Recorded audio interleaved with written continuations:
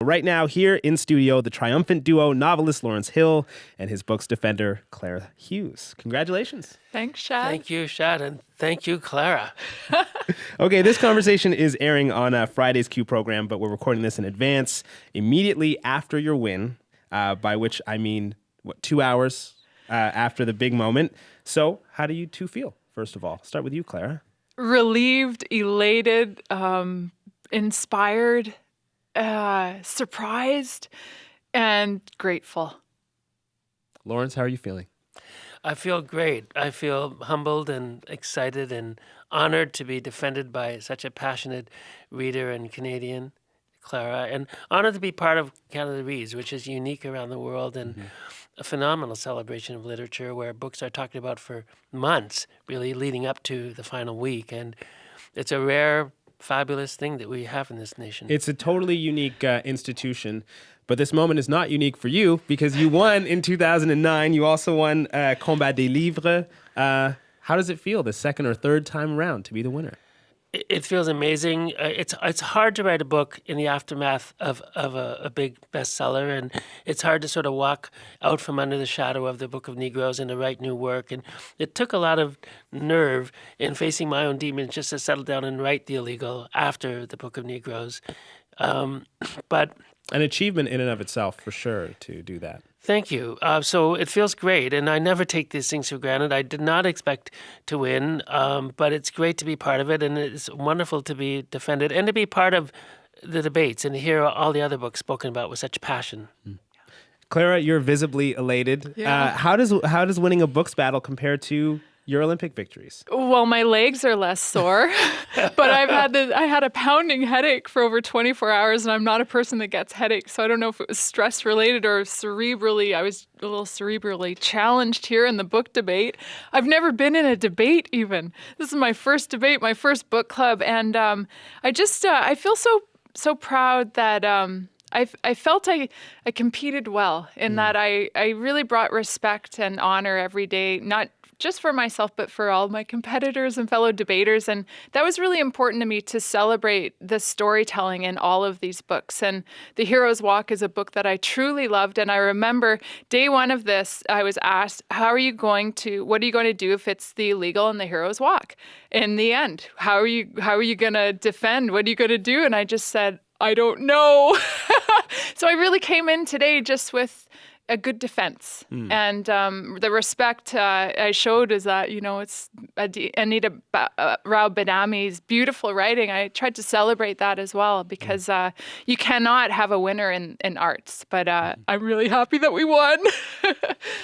I was wondering what this sort of competition felt like for you, because this is competing for votes versus against a clock. There's so many, I feel like, more variables. Definitely, Shad. And for me, I was in a sport where you either crossed the finish line first or you were fastest. There was no judging involved in either of my sports. So this made me really uncomfortable, both to be judged and then to judge. I don't like that at all. But this show really, I fully support it and understand it and realize its importance because it's celebrating literature, storytelling, and reading. Lawrence, novelists are supposed to be gracious about competitions and prizes, especially modest Canadians like yourself. But you can tell us the truth now that Canada Reads is over. How much did you want The Illegal to win? Oh, I absolutely wanted it to win. I was a long-time athlete myself, a very poor and ineffective one, but I raced hundreds of races from 1,500 meters up to the marathon, and I know about competition and was never very good at it in athletics. But no, I certainly was hoping to win. I would never deny that. I didn't want anybody's book to be treated disrespectfully, and I really appreciate that Clara spoke, and the other defenders too, spoke with graciousness about each other's books as opposed to it being a slugfest. I feel elated, and it's hard for Canadian writers to be recognized in this country and around the world, and to be adapted to film and that kind of thing, and Canada Reads makes a huge difference. You guys are probably spending all day together today, running around, chatting to people like me. Have you spent much time together before? Well, we've gone for 2 great walks. We went for a walk in Hamilton, and we went for a lovely walk yesterday in Toronto. And we also collaborated on a fundraiser to help fund bringing a family of refugees to Hamilton. And so we've had a number of conversations since Canada Reads was launched. We really have a friendship, not just with Larry. I get to call him Larry, with Mr. Lawrence Hill, but also with Miranda, with Larry's much beautiful half and beautiful woman, his wife, and Beatrice's daughter. I've met this great family, and I feel that my family in Canada has expanded because of Canada Reads. And I read the Book of Negroes when I was on the road as a speed skater. We often had books floating around the team, and my teammate Christina Gross had read that book, and she said, "Claire, you have to read this one." And I just couldn't put it down. It got me through many days of eating, sleeping, and training, and having a lot of time to pass in Europe. What was it like to hear that? I'm assuming that's what you guys maybe talked about on your walks. What was it like hearing that from Clara? Amazing, and likewise, I watched Clara race. There's a few. I don't watch a great deal of the Olympics, but there are a few sports I watch religiously: speed skating, racing, running, the athletics, rowing, and swimming and cycling. I love to watch those. Cross country skiing. I love to watch those races, and I watched Clara win in speed skating, and I watched her sink down to her knees in agony. When the race was over, and I was just so elated for her. So it's amazing to get to know her as a friend and as a philanthropist and as a person who celebrates Canadian literature. It's great to have this new friendship. That's fascinating. Yeah. 2 fans coming together. We also mutual fans. Yeah, we connect though, I think on the deepest level, Lawrence, with mental health.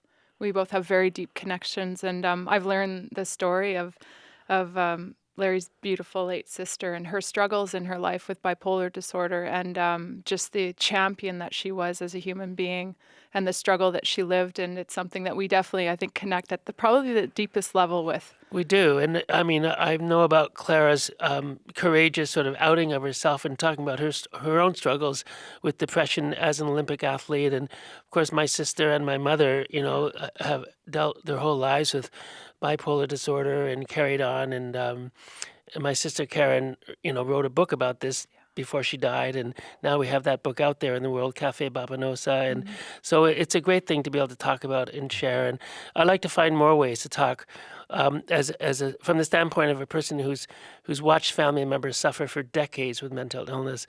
I like to be able to talk more about that as a Canadian, as Clara does. Did a lot of that come out in your conversations when you were getting to know each other? Yeah. Yeah, definitely. And I mean, going back to the legal, reading about Keita Ali and reading about his struggles, being a stateless man in a country where he's not welcomed and is in hiding and has to surface to try to survive and win money in races and to try to get, his sister back to safety along the way. I really started to understand survivor's guilt, that so many of these human beings that have had to flee, not everybody can go. And there are people and family members and friends left in the place that is so dangerous. And the legal really helped me understand what that is, that you're never truly free, and that welcoming and helping hands and human kindness is so important in the places that they end up.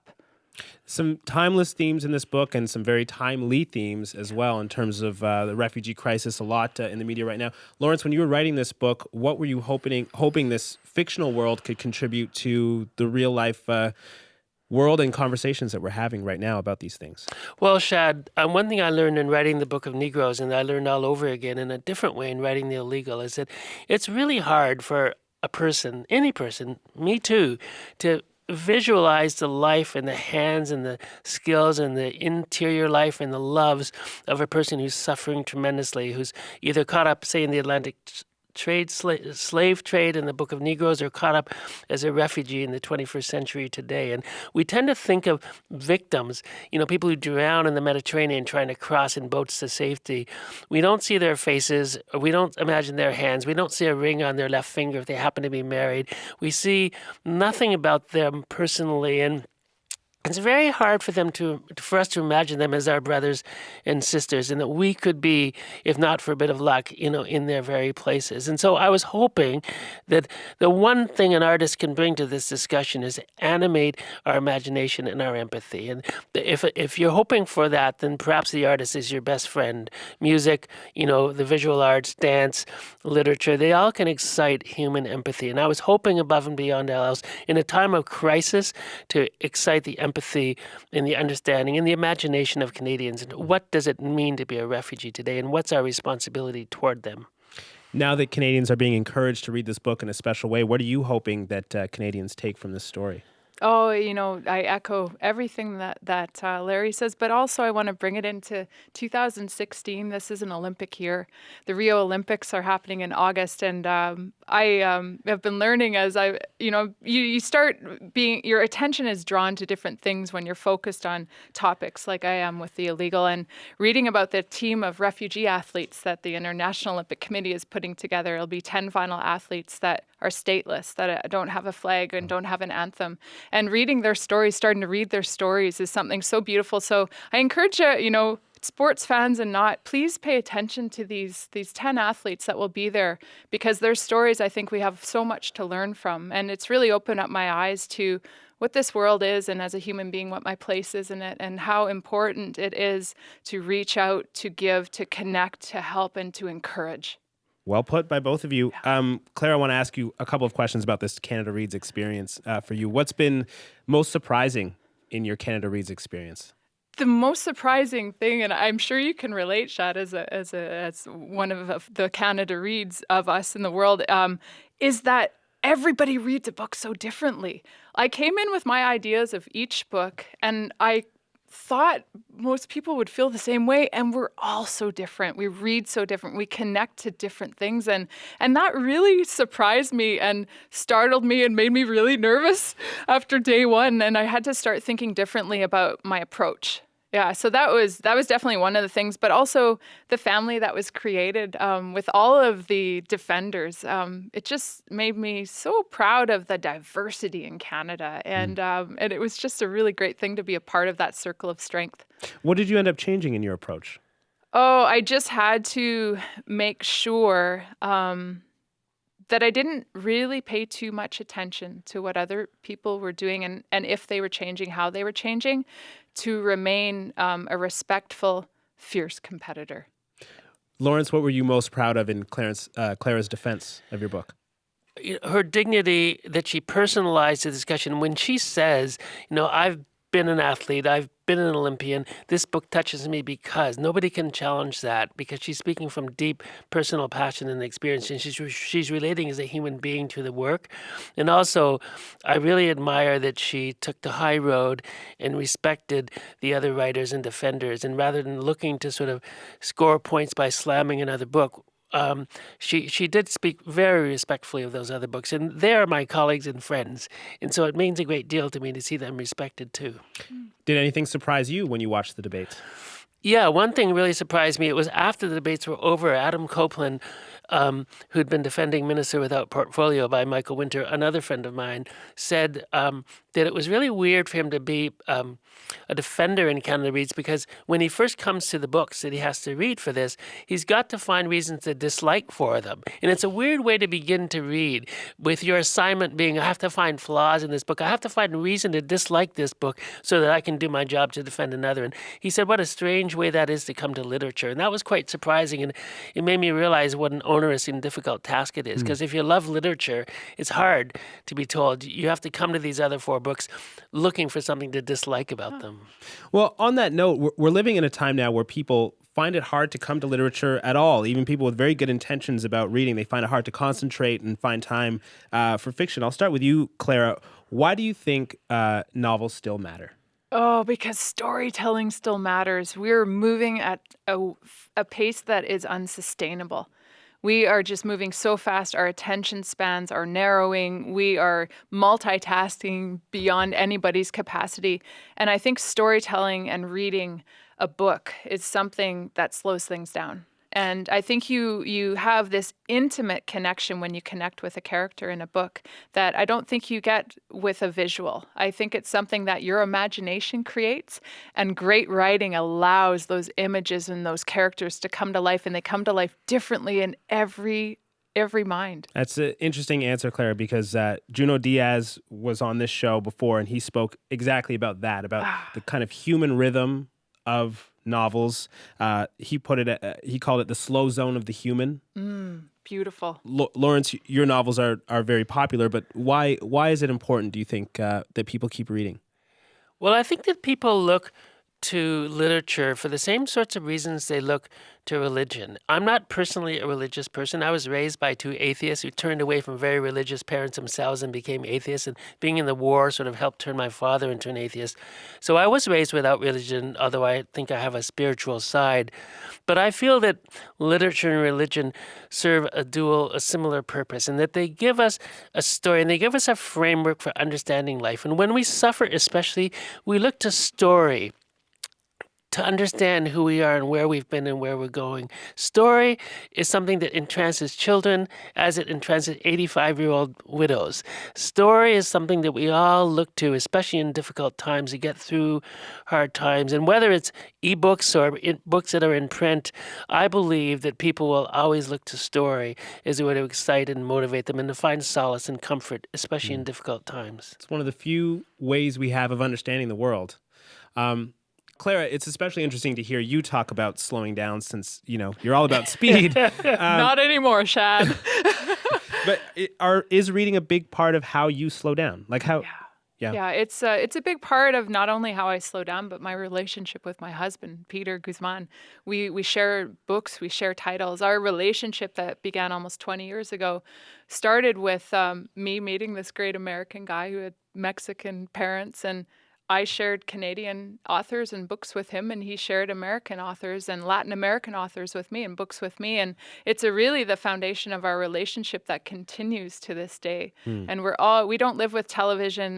We're avid public radio listeners, CBC and NPR, but books are a huge part of our life. And I think it's something that brings us closer together, and something that allows us to connect as man and wife, and as friends, and as minds, as curious minds. Well, it is a great way to explain to someone who you are. To Yes. just say, these are the books that shaped me, Congratulations again to both of you. Thanks, Shad.